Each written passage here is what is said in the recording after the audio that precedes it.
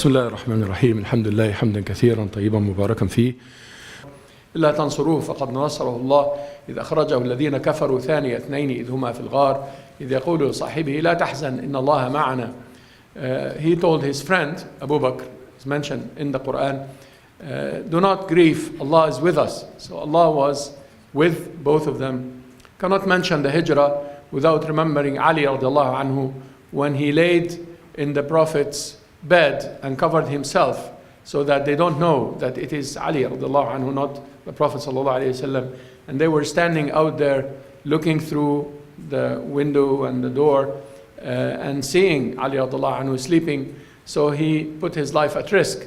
And as you know, a number of knights, a number of warriors from Quraysh were outside the door. They wanted to enter there and kill the Prophet sallallahu alayhi wasallam. When they found Ali radiallahu anhu, in the last second, they decided not to kill him and to go look for the Prophet ﷺ. You can't mention the hijrah without remembering that in the Taqain, the girl with the two scarves. She was not a girl really. Asma was in her 20s. At that time, 27, particularly. Aisha radiallahu anha was 17. Anyway, it's a different story, but she was 27 at that time. And she radiallahu anha had two scarves. Or in fact, she made two scarves out of one scarf, one for herself and one to carry the food to the Prophet and Abu Bakr radiallahu anhu during the hijrah. It would be also interesting to remember that Asma radiallahu anha gave birth to Abdullah ibn Zubayr about 5 months later. And therefore she was pregnant in the middle of her pregnancy when she used to climb that mountain and give the food to the Prophet sallallahu alaihi wasallam, because Abdullah ibn Zubayr was the first Muslim to be born in Medina, as you know from history, and he was eventually, of course, 72 years later, 73 years later, killed by Al-Hajjaj, the minister of the Umayyads, eventually in their empire. He was killed when he decided to reject the transformation that I talked about yesterday from the Khilafah to the empire, and that's why the Umayyads surrounded him. He was in the Kaaba. They destroyed the Kaaba and destroyed him as well and crucified him eventually, and that's when Asma bint Abi Bakr radiallahu anha eventually died, and she was 100 years old when she died eventually in year 72, 73 of Hijrah. You can't mention the hijrah without mentioning Abu Ayyub al-Ansari, another fantastic story. Abu Ayyub al-Ansari, and I'm mentioning highlights, you can go and read about these people in their particular stories. When the Prophet ﷺ told the companions, leave the camel, when each of them wanted to take the camel that he was riding ﷺ to their houses, when he arrived in Medina, he told them, leave the camel, دعوها فإنها مأمورة. She is ordered. Some revelation is to her, to the camel, to the she-camel that the Prophet ﷺ had. Something that has to do with animals, and the Islamic perception of animals would be a different topic too. But it shows us how Allah subhanahu wa ta'ala revealed to that camel where to stop. And the camel stopped no further than Abu Ayyub al-Ansari's house in Medina. So of course he took the Prophet's luggage and in his house, and the Prophet ﷺ spent, in one narration, 7 months in Abu Ayyub al-Ansari's house. Abu Ayyub is Ayyub, who is now in Istanbul. The masjid in Istanbul, when you visit, Abu Ayyub is the one who eventually was the Emir of Medina and eventually fought in Iraq, and then eventually died before the conquest and before the battles of Istanbul. And he dreamt that wherever he was born would be the last of the land of Islam in his dream. So he told the rest of the army, the sons of Muawiyah at that time, to carry his body after he dies and go beyond the enemy lines and bury him in the furthest point, because this is a point that one day will be a Muslim point. He said, the story is written there on the wall when you visit Abu Ayyub al-Ansari out there in Istanbul. So many scenes that the hijrah is showing us, amazing scenes, amazing people that we need to learn from and realize that these are the people who make a change in history. This is the kind of humanity that changes history. Putting history aside for a few minutes, let me take you through some alternative history. And I think that alternative history is an interesting way of learning about history sometimes, where we sometimes, because the historical events took us in a certain sequence, we think that this is the only alternative and the only scenario and the only way that Islam could establish itself. Islam could establish itself in a multitude of ways, not only in a way of people migrating and forming a state, basically, somewhere, as happened in Medina. Back in Mecca, there was an alternative scenario when Utbah ibn Rabi'a told the rest of the leaders of Quraysh, يا معشر قريش أطيعوني اليوم واجعلوها بي. He told them, people of Quraysh, listen to me today and put the onus on me in this. خلوا بين هذا الرجل وبين العرب. Leave this guy and the rest of the Arabs. فإن ملكه ملككم. If he becomes a king over the Arabs, then this will be your kingdom. The Prophet ﷺ, in an alternative scenario, he didn't want to migrate. He didn't want to leave his homeland. He told his people, خلوا بيني وبين الناس. Just let me be. Let me talk to people. Don't obstruct me. And don't, of course, torture my companions and so on. We heard some about this. So, in an alternative scenario, Islam would have continued in Mecca if the Meccans did not persecute the Prophet ﷺ and did not kill some of his companions. And eventually, they had to seek another base and basically start to have battles between them and the people of Mecca, and eventually won. But in an alternative scenario, the Prophet ﷺ would not have sought to rule Mecca, and he wouldn't have assassinated the leaders of Mecca and announced a coup or any of that. This was not the way he operated, ﷺ. He operated by, if you give me the freedom to talk to people, then I am fine, and I'm going to continue in Mecca. But because they persecuted them, and it became very hard, they started to migrate first to Abyssinia and back, and then to Medina. An alternative scenario is in Abyssinia, in fact, when they migrated in the year 4 from the beginning of the message, not the year 4 of the Hijrah, the year 4, which is the year 9 before the Hijrah. When they tried to migrate to Abyssinia, they actually talked to the king there. And the king told his priests, the companions told us eventually, that this is what Jesus had brought. And the king was a Christian. And after he heard a few surahs, he started crying and so on. And he thought that this is a continuation of what we believe in. And what these people are reading when they read Surah Maryam, the surah of Mary, to him, he told them that there is no difference between what these people are reading and what Jesus had brought. No difference, no atom of difference. And he asked them to believe. The priests surrounded him and decided that no, we are going to remain Christian in that sense. We're going to continue around the church that they built in that particular sense. And they refused. In an alternative history, had they accepted and had Najashi, the king of Abyssinia at that time, agreed, Islam would have taken a different turn. And the Prophet ﷺ would have eventually migrated to Abyssinia and live under that king. But the problem is that that king was the only person who accepted Islam in these lands that we know of anyway.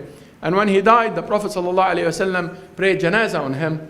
And he told his companions, today your brother in Abyssinia died, the king, and I will pray janazah on him. And he actually made much more takbir than what we do, the 4 takbirs. It is said in the narrations that he made many takbirs to mourn the man in a special way. But in an alternative scenario, Islam didn't have to start from Medina. It could have started from Abyssinia, where there is a just king, he told them, where nobody is oppressed under him.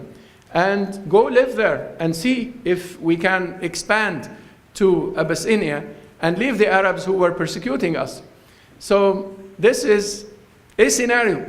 Another scenario actually is very interesting, that was also aborted by people of interests and so forth, and Islam didn't go there, which is the Roman scenario. When Hercules met with Abu Sufyan, I mentioned part of the story yesterday, afterwards he researched what is the Prophet ﷺ saying, and he gathered his priests and so on, and then eventually he gathered, history tells us, Imam Bukhari in fact narrated this in his Sahih, he gathered Ulama al-Rum, the nobles of the Roman people, all of them, in Homs, what's called Homs today, it was Homs as well at that time. He gathered them and put them in a castle and closed all the doors. And then told them something very similar to what Utbah told the people in Quraysh. Ya ma'ashara al-Rum, oh Romans, listen to me today and put the onus on me. This man is going to stand, or his followers are going to stand where I stand now.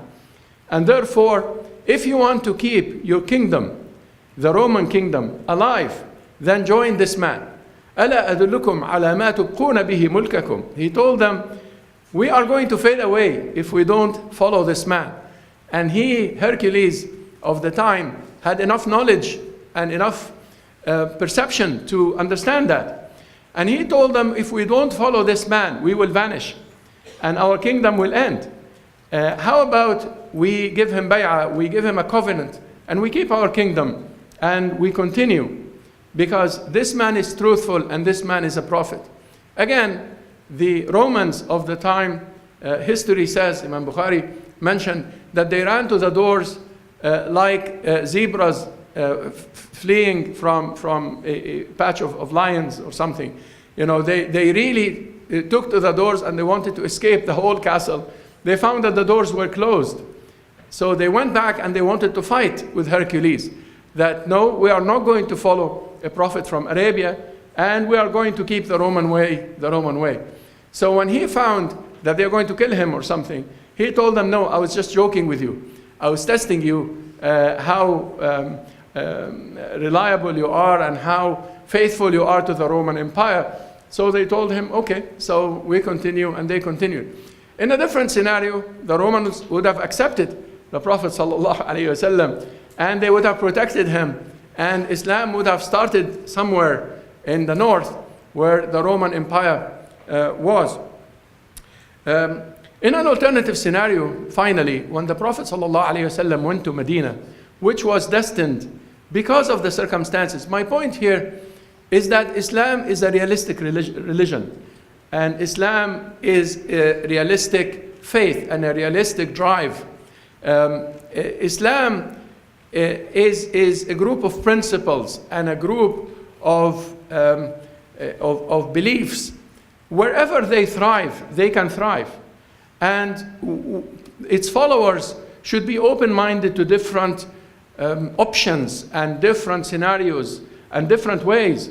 The Prophet ﷺ was open to Medina as much as he was open to Abyssinia and to the Romans when he sent eventually a letter to Hercules that was part of that debate between Hercules and his people. And so on, he was open to go anywhere and to have a base anywhere. And we should be open in a similar sense when we think about Islam. We should not particularly think about Medina. Of course, Medina now is the city of the Prophet ﷺ when he was buried. But Islam as a revival, Islam as an agent of change in humanity, could start anywhere. Could start in Chicago if you work on it and work very well. It would be very tough, but you could start. Anywhere you would like to take Islam and go far with it as an agent of change, as a faith that brings people back to Allah subhanahu wa ta'ala, as a moral code that makes people live a clean and healthy and merciful and just life and fair dealings and so forth, as a way of life in general, could start anywhere. In an alternative scenario, when he sallallahu alayhi wasallam went to Medina, he made a covenant with the Jews of Medina at that time. And had they respected the covenant, Muslims and Jews would have been living in Medina until today. But they didn't. And they tried to kill him, sallallahu alayhi wasallam, eventually. They attempted to assassinate him actually more than once. sallallahu alayhi wasallam, and therefore he had to fight with them. He started by fighting, the bigger one was with Bani Qurayza, when they basically betrayed him when he went out to the war with Quraysh, and they were in Medina, and they betrayed the security of Medina at that time after he left it, sallallahu alayhi wasallam, with the army, and therefore he had to fight with them, and then back, and then Tabuk, and then Khaybar, and so forth. The rest is history. But what happened is that the Prophet sallallahu alayhi wasallam built a very interesting polity in Medina. Very interesting. If you read the Wathiqat al-Medina, and don't bother with people who tell you that it's da'if, hadith da'if, and so on. Yeah, of course, some of the roots to the narration are weak, but there is enough evidence that the narration, that the Wathiqa itself, the document itself, is authentic. Anyway, but when you go to the longer versions of the document and look at that, you'll see a very interesting structure. It says, Al-Muslimuna wal-Yahud ummatun wahida. Muslims and Jews of Medina, that is one ummah. Ummah, and notice the word ummah here. Ummah could be the ummah of Islam, yes, but it could also be a political ummah. The ummah of America, if you wish, the ummah of Arabs, the ummah of that. An ummah is not necessarily a religious ummah, even though the ummah of Islam is a very important concept that we as Muslims have to believe in, whether we identify as American, Canadian, Mexican, Russian, Chinese, Egyptian, or whatever, any of these. But the ummah of Islam is a very important ummah, but this is not the only ummah. We could also build an ummah with our local community, with our country, in these countries that we have these days in the polity of the time. And this becomes an ummah. And what did the ummah do? Al-Muslimuna wal-Yahud ummatun wahida. للمسلمين دينهم ولليهود دينهم. Muslims have the religion, they practice it, and Jews have the religion, they practice it. And Muslims, the document goes on, will ask Muhammad sallallahu alayhi wasallam about their questions. And the Jews will ask their rabbis about the questions of law. So you had a very interesting parallel legislation in that structure, in that polity, where you have two laws, a law for Muslims and a law for the Jews, but a common law that protects the borders of that Medina. And then it is defined in the document what the borders are, and that Muslims and Jews are going to protect the borders of Medina and are going to be faithful and not make any alliances outside Medina without the permission of the other party, and so forth. So you had a very interesting document that outlines a very different state from the state that Allah subhanahu wa ta'ala destined to happen eventually, that happened in Medina with only Muslims and so forth. But you had a state, had the Jews of Medina respected the items of this document in an alternative history, he would have lived with them sallallahu alayhi wasallam until the end of time. In fact, until he died sallallahu alayhi wasallam, there were some Jews still left in Medina, and you all know the story when he died, and his and some of his equipment sallallahu alayhi wasallam was loaned to that Jew, and so forth. So the issue is that the leadership of Muslims in Medina under the Prophet sallallahu alayhi wasallam dealt with the reality as it is, with giving priority to peace, priority to justice, priority to the protection of the weak, and so forth, to faith, and not only faith for Muslims and faith for others, to have their own faith and to worship in their own temples and so forth, and mutual respect, a kind of confederation that they had at that time. But eventually, because the non-Muslims of the time in Medina, and of course back in Quraysh, and the rest of the Arabs and so forth, and eventually the Romans and the Persians, all of them decided that it's going to be a zero-sum battle, and there is not going to be any treaty. He, sallallahu alayhi wasallam, also sent a letter to the Persians, and you know the story when the king of Persia had, tore the letter and so forth, and the Romans did the same thing. But because Muslims were transgressed against, and people surrounded them eventually in Ghazwat al-Ahzab, the parties battle. The parties all of them surrounded Medina. And this was a central event, the surrounding of Medina with the parties in Ghazwat al-Ahzab. That's why Allah subhanahu wa ta'ala in the whole surah in the Quran, Surah al-Ahzab, the parties chapter, that chapter was very crucial, because when they all surrounded the Prophet sallallahu alaihi wasallam, they decided to defend themselves in alliance with nobody, and they decided to build basically a state eventually. And when the Prophet sallallahu alaihi wasallam died, it was the intelligence of Abu Bakr radiallahu anhu, and then Umar, Uthman, and Ali radiallahu anhum, to try to establish that state as a state not only for Muslims, as a state where Muslims rule, but everybody is living in peace under that particular state. The Prophet ﷺ, when he went to Medina, did a number of actions, a few actions in the beginning in Medina, and these actions were very important. The first is that al-mu'akha bayna al-muhajirin wal-ansar. It is said in history, the first thing, he made the muhajirin, the migrants, and al-ansar, the supporters. So people came from outside Medina are called the migrants, and people in Medina are called al-ansar, the supporters. He made them brothers and sisters, by the way, in Islam. Hijrah is not only for males. In fact, the Quran is saying, Ya ayyuha al-nabiyyu, يا أيها الذين آمنوا إذا جاءكم المؤمنات مهاجرات فامتحنوهن الله أعلم بإيمانهن. Allah mentioned those muhajirat, the female migrants who left Medina, not only Asma while she was pregnant, the daughter of the Prophet ﷺ, Zainab, was pregnant also, and she lost her baby in her migration along the way to the Prophet ﷺ. And all of them eventually showed up in Medina, except for a few who couldn't leave Mecca, males and females. The Prophet ﷺ made this mu'akha, the brotherhood. Every migrant has a brother or sister from the supporters.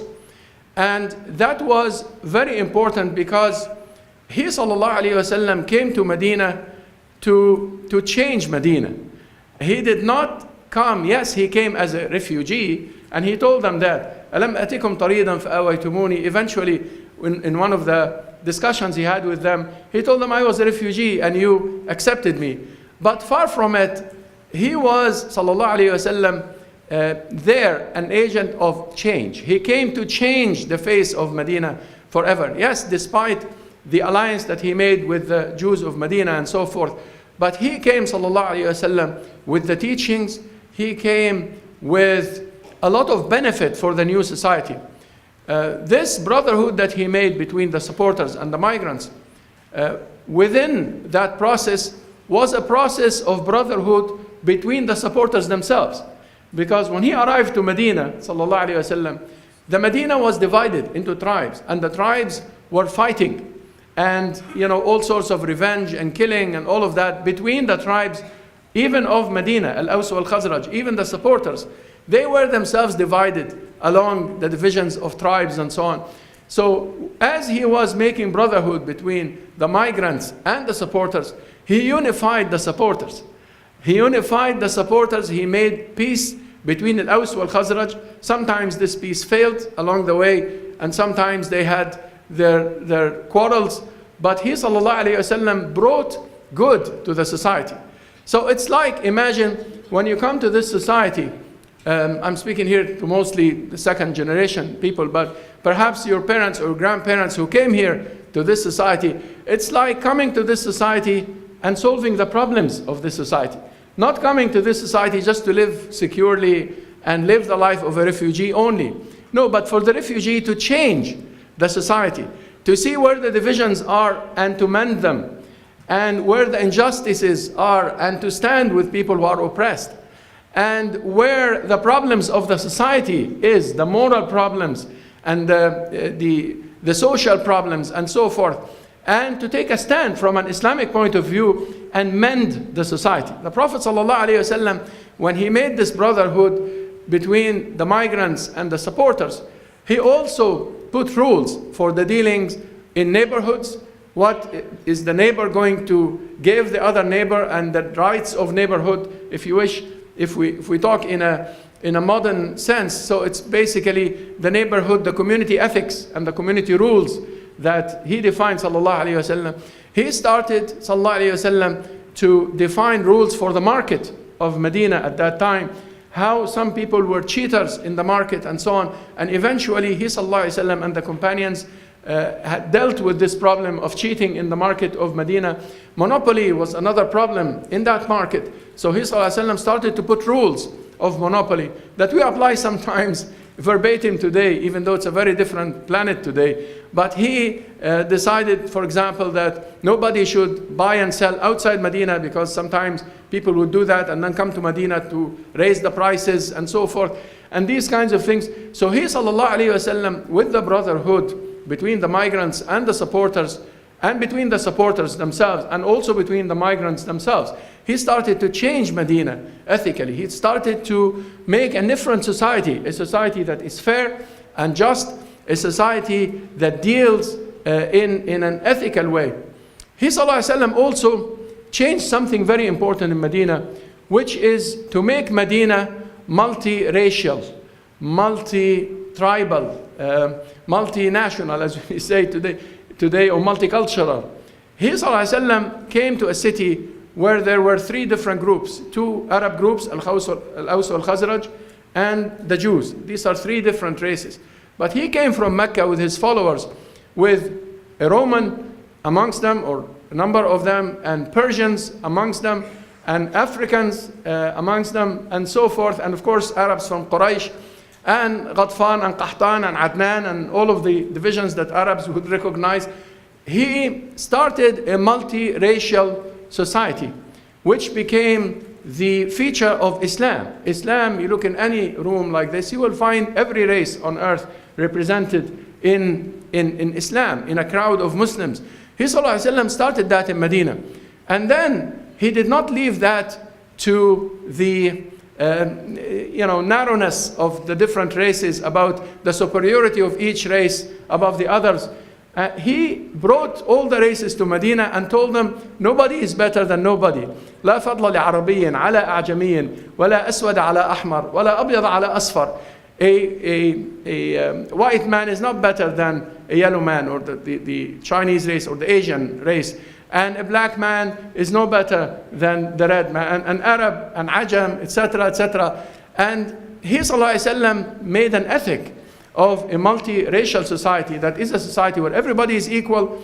The second step which he took, which is building a masjid. The masjid was open to everybody, something to learn from today. Today, go in any city, you will find the African mosque and the Arab mosque and the Indian mosque. And then within the Indians, you find the Barelvis and the Dewandis. And within the Arabs, you will find, the Egyptians, and this is a Lebanese mosque. And yes, they are Egyptians, but some of them are Ikhwan. This is an Ikhwan mosque, and this is a Salafi mosque, and this is Tabligh, all within a division of the division of the division. And we have been divided in our mosques, let alone in society and marriages and so on. It becomes very challenging when a Pakistani girl wants to marry a Bangladeshi guy, or these things. We see this in our community, and it becomes very difficult. And this is not Islam that Muhammad sallallahu alayhi wasallam had established, starting from Medina all the way until today. So he, sallallahu alayhi wasallam, opened that mosque for everybody, and for males and females for that matter. Yesterday I talked about females in the Prophet's mosque, sallallahu alayhi wasallam. They were there all the time, no restrictions on them to be in the mosque, as men are. Children were in the mosque, and so forth. In fact, non-Muslims came to the mosque of the Prophet sallallahu alayhi wasallam. Read the debate that happened between Nasara Najran, the Christians of Najran, and the Jews of Medina in the mosque of the Prophet sallallahu alaihi wasallam. Ibn al-Qayyim mentioned that the longest story would be Ibn al-Qayyim's, I think Zad al-Ma'ad, was it one of Ibn al-Qayyim's books, has a longer version of that debate that happened between the Christians of today's Najran, or part of Arabia, I think, today, and all the way to the Jews of Medina, debating for a whole day. And then when the sun started to go down and the Christians of Najran wanted to pray, they sought the permission of the Prophet ﷺ to pray in the mosque.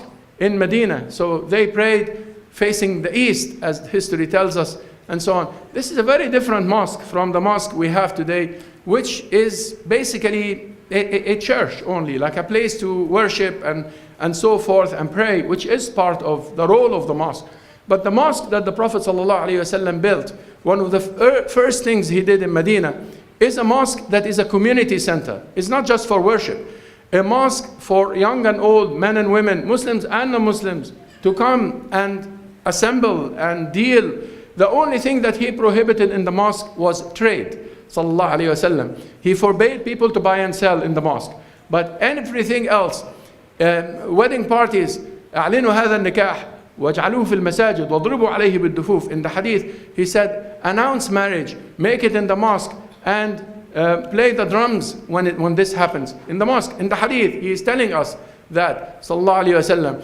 Aisha tells us, radiallahu anha, after she married him, sallallahu alayhi wasallam, how she watched the Ethiopians playing in the mosque with their spears and all of that, dancing, folklore dancing. The brother was asking about dancing yesterday, and so forth. The mosque was a place for celebrations, for assembling of the army, even when they started the battles and so on from the mosque. A place for people who are wounded in a battle to find a hospital and a refuge. People who have all sorts of issues, they would come to the mosque and put a little tent and stay in the mosque of the Prophet ﷺ. It encompassed everybody, and it was not divided according to races and all of that. We blame people for racism and so on, and we have our own racism within our community that we need to deal with before we can go out and tell people that Islam knows no racism. We have that racism, and sometimes in a very ugly way, and we need to mend these gaps. We were just talking a couple hours ago about different mosques and imams and so on, and an observation came up that we never see an imam from an Afro-American mosque. I hate this terminology, but we never see an imam from an Afro-American mosque giving khutbah in an Arab mosque or vice versa. And these are divisions that are unacceptable. And we are divided over sometimes no issues, over Hanafis and Shafi'is and Malikis and these schools, which are all correct and they are all great imams in our history. We're divided over that. We're divided between the different political streams that we have, Muslim political streams, which are all fine and they're all trying their best, I guess, to do something for Islam.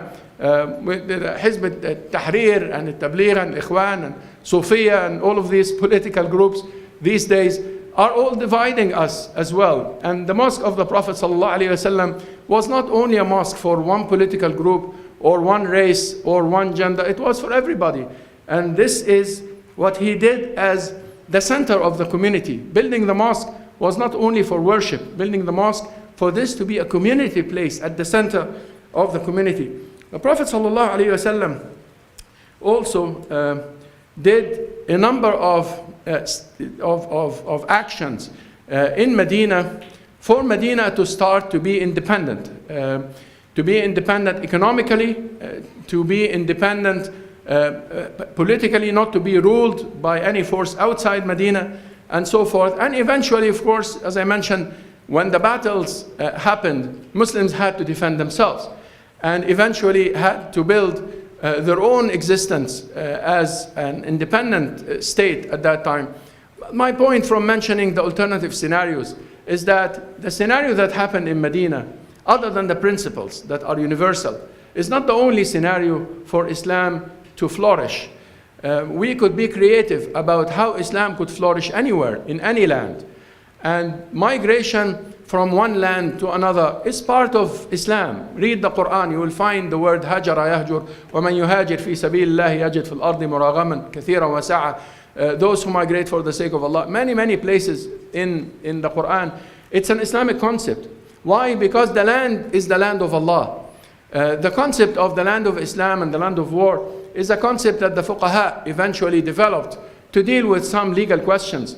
But this is not a core concept in Islam. It's not an Islamic concept anyway. It's a historical concept about the land of Islam and the land of war. The land, according to the Quran and according to what the Prophet ﷺ said that we know of, is Allah's land. Ardullahi wasi'a. Ardullah. The Quran teaches us about that. Ardullah, the land is of Allah subhanahu wa ta'ala. Nobody owns the land really. And even if you have a property, you are a guardian over this property. You don't really own the property. Islamic concept of ownership or property is that you are a guardian, you are a trustee. This is an amana for you to take care of. And if it's a land that could be, planted, you have to plant it. You cannot just leave the land and so forth, and you own that land or build on it or do something, invest in it.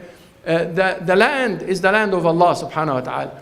And whether you are in America or in Arabia or China or Russia, all of this is the land of Allah subhanahu wa ta'ala. The political divisions are just tools. A state is a tool of managing people. This nation state is just a tool. It's not an identity, in my opinion. And from the political perspective, I think it's failing us big time as humanity. But that's a different topic anyway. But this nation state is not an identity in terms of the land. The land is of Allah subhanahu wa ta'ala. The line between here and Canada or between those Arab countries, these are imaginary lines. These are elusive lines. They are not real lines. You could make a land of Islam and a place where the Islamic principles and the Islamic ethics and the Islamic faith flourishes anywhere. Wherever you go, you can make that land and you can make those alliances. And obviously, when you make an alliance, you compromise some issues and you build with others a common goal and a common ground and a common word and a common society. This is part of Islam. This is not alien to the Islamic sense, what you can do in this land, for example. So may the hijrah bring us a spirit that we can take forward for a new vision for Islam. May the hijrah of the Prophet ﷺ teach us lessons of who we are as Muslims and what we aim to achieve in the reality. And may we follow the example of the Prophet ﷺ in achieving that, a land of justice, a land of peace. May Allah subhanahu wa ta'ala accept from you your good listening, and I see taking notes and questions coming, and may Allah subhanahu wa ta'ala forgive our shortcomings. Assalamu alaikum wa rahmatullahi wa barakatuh.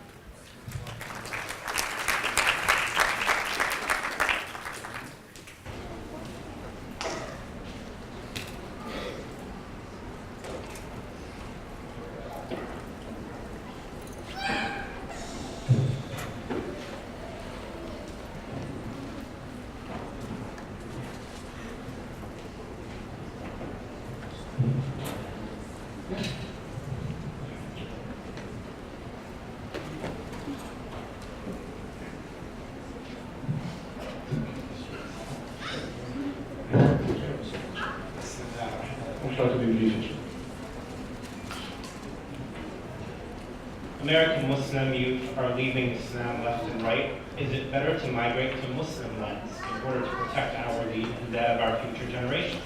What can be done to protect our iman? What you need to do to protect your iman is to take the means of protecting your iman. Migrating to the Muslim land is an illusion. Don't do it. It's worse over there. No, don't do it. Protect your iman where you are. Try to live Islam where you are. There are challenges everywhere. We live in a world with challenges, and people who leave the religion, sometimes they don't have enough knowledge about the religion, or oftentimes they are misinformed about the religion. Islam for them is something that is not fair and something that is ugly and so forth. And therefore we have to correct these pictures. Sometimes I sympathize with people who are wise enough to reject ideas that are prevalent in our communities. And fair enough. I mean, if Islam, as we mentioned yesterday, and the brothers didn't like what I have to say, if Islam is about violence against women and this and giving them a hard time, then it is a religion. That is why some of our youth who are very good and very wise are leaving Islam. And it's a phenomenon, by the way, in the Arab world, much more than in the heartland of Islam, the Arab and the rest of the Iranian, the Turkish part of Islam, much more than here, by the way. Cairo now has a percentage of atheists, as some reports has it. Saudi Arabia, Qatar, I lived in Qatar, lots of atheism is happening there, because people are introduced to an Islam that is not our Islam, that is not genuinely Islam that Muhammad sallallahu alaihi wasallam brought. So some of them who are really good, they leave Islam because they don't have an alternative. So no, inshallah, defend your existence here and learn about Islam here and develop yourself. You could go for some learning or some knowledge. That is a different story. But develop yourself here. That's my answer. Wow.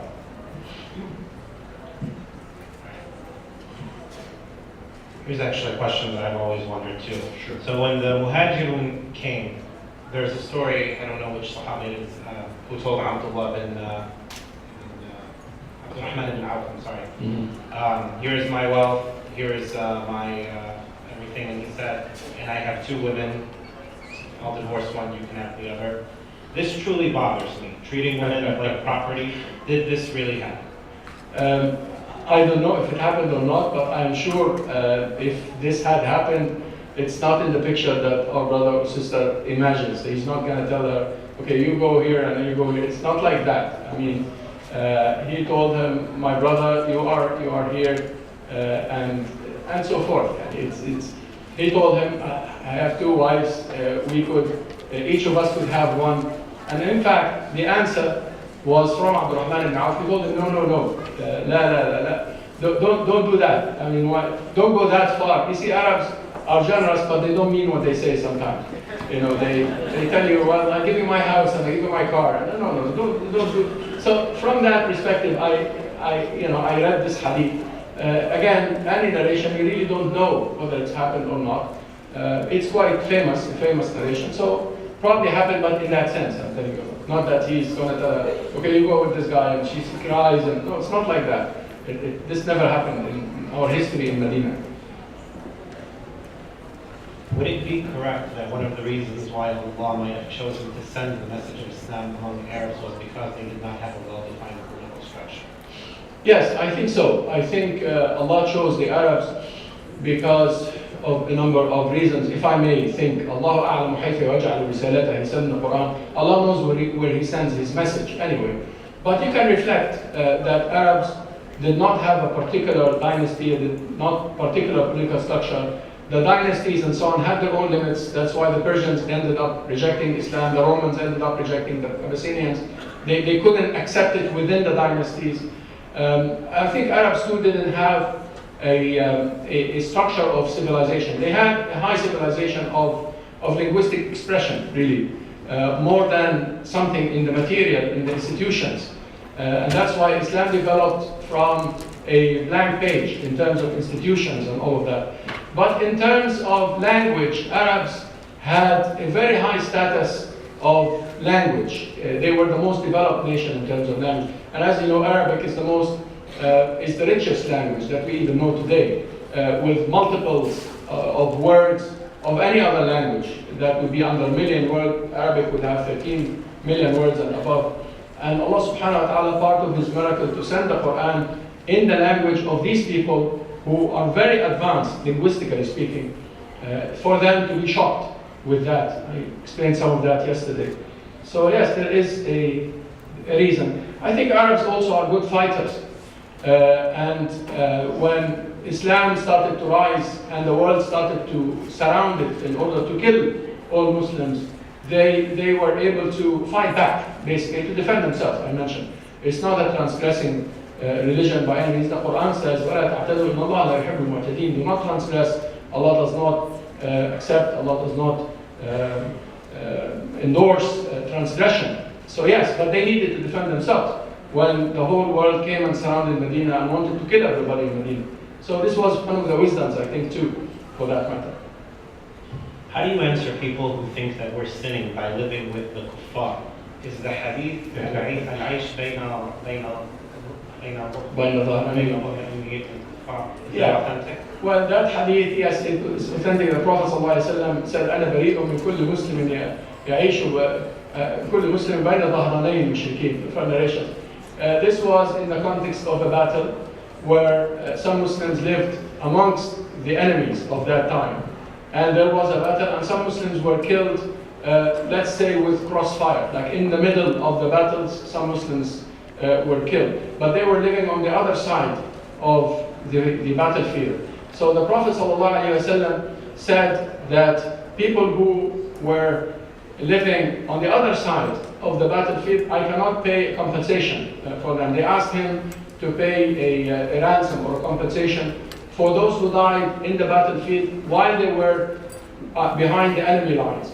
So he said, I cannot carry the burden of those who died or were killed behind the enemy lines. This is something that has to do with a particular battle and a particular context here. But this has nothing to do with living in America or Arabia or any of that.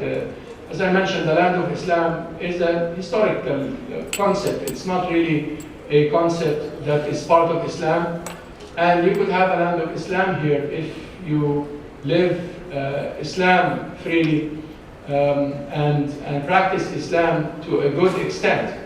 Islam cannot be practiced to a full extent anywhere in the world, I can tell you that, including the Arab world today, especially actually the Arab world today. This is something coming from an Arab. There is no, there is truth in this.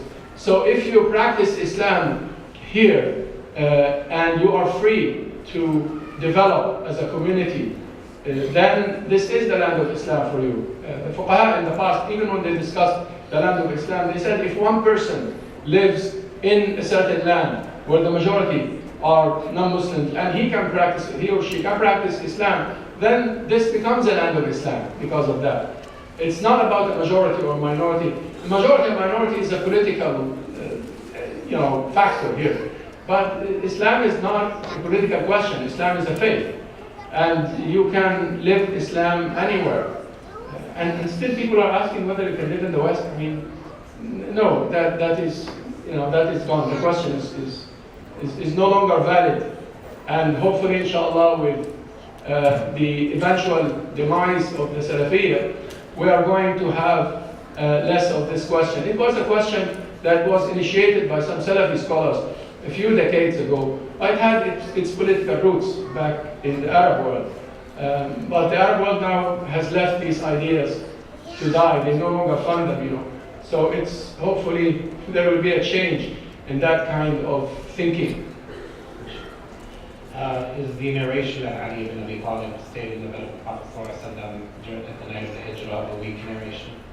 A weak narration. Well, as I mentioned yesterday in the beginning of the lecture, we cannot deal with the seerah as we deal with the hadith, because some of the most important narrations of seerah are earlier than the science of hadith to start with. So you cannot come 100 years after Muhammad ibn Ishaq and say that Muhammad ibn Ishaq did not narrate properly as Bukhari had decided, because Muhammad ibn Ishaq died before Bukhari was born.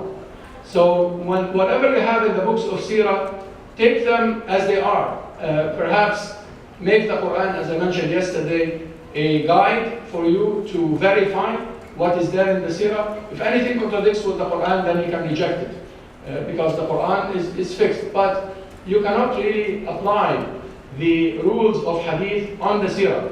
Sahih al-Seerah, there is a wave that appeared maybe 10, 15 years ago between some scholars who wanted to only take the authentic collections for the seerah. And you end up with a very small seerah, because yes, the procedure that Bukhari and Muslim and so on eventually went through is a very particular procedure. And you will end up with a very partial picture of the life of the Prophet ﷺ. And all of these are narrations that we don't know how to verify fully anyway. These are people we don't know. We inherited certain sciences, but we're not supposed to mix these sciences now in the 21st century or the 15th century Hijri, because mixing these sciences is not correct from the scientific point of view, from the academic point of view. What's our role as Muslims living here in this country while our families are suffering in our home countries? What's our role? Well, I think our role, Wallah A'lam, is to develop a community here that is a strong community, a community that has an impact on the society. That is the best service you can serve people back home with. I don't think you can do anything over there now, unless you are a person who wants to go back home, then you can go. On the other hand, I think we should let the next generation live their life here without worrying much about other parts of the world, except for issues of justice. I mean, you could have a problem with foreign affairs when they make decisions that are against justice, and you stand for justice in this part of the world. But your life and your worry as a new generation, perhaps not the generation who asked the question, the migrants or the immigrants, the children, they should live their life here and build their life here, and the Muslim life that, inshallah, has an impact somehow.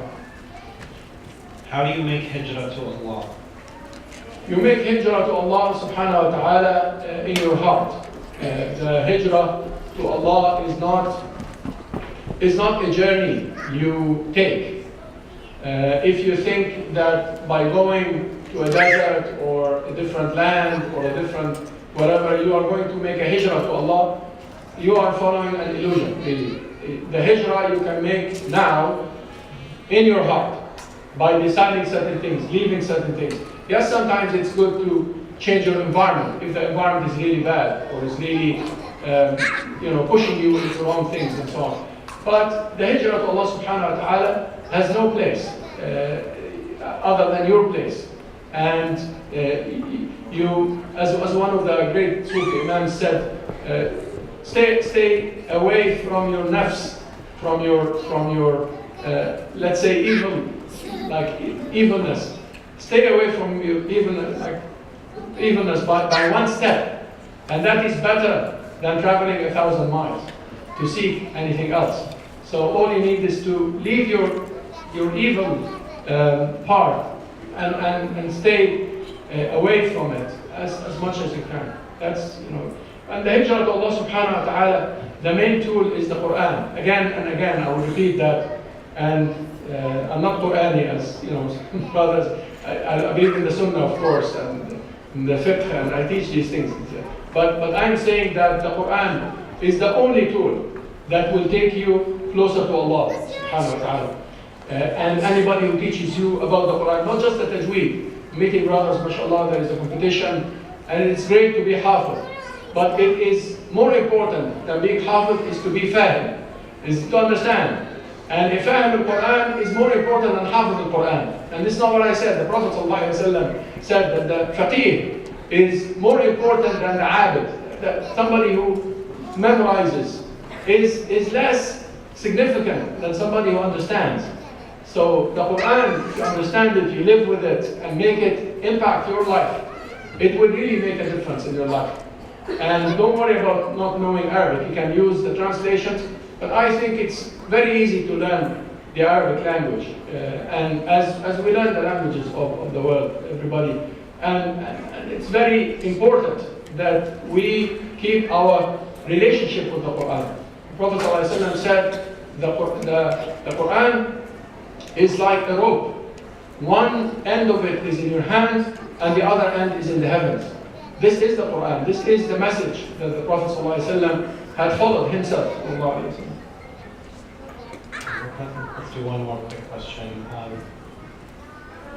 So, what's the difference between tahrim and والاجتناب? Oh, you mean فاجتنبوه? Yeah, okay. Well, when Allah subhanahu wa ta'ala said that intoxicants are rijisun min amal al-shaytan, are dirt from the works of the shaitan, فاجتنبوه, stay away from it. That is not different from this being forbidden. That staying away from something is even further than not if he says فلا تشربوا, do not drink it. He's not asking you not to drink it. He's telling you to stay away from it, to keep a distance from it. And that is أبلغ في التحريم. When the scholars dealt with this, they said this is a better expression of forbiddance. This is in the language sense. وَلَا تَقْرَبُوا الزِّنَا. The brothers, do not come close to adultery. So it doesn't mean that, okay, I'm not going to come close to it, but I'm going to do it. So how? How can you do that? You see? And this is a question I hear, subhanAllah, in different places. And unfortunately, some people say that فَاجْتَنِبُوهُ doesn't mean not to drink it. No, of course, فَاجْتَنِبُوهُ, stay away from it. You know. Like,